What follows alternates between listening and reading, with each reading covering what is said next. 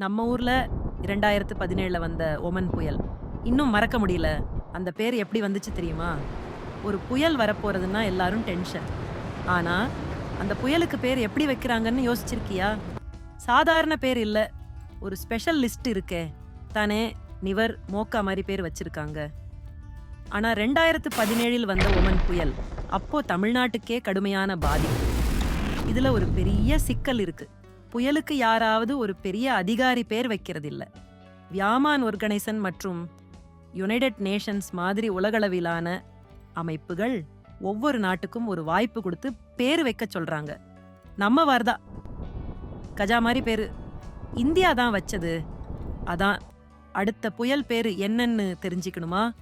நீங்க யோசிக்கலாம். ஆனா அது ஏற்கனவே டைரக்டா லிஸ்ட்ல இருக்குன்னு தெரிஞ்சா இதுவும் ஒரு புது தகவல்.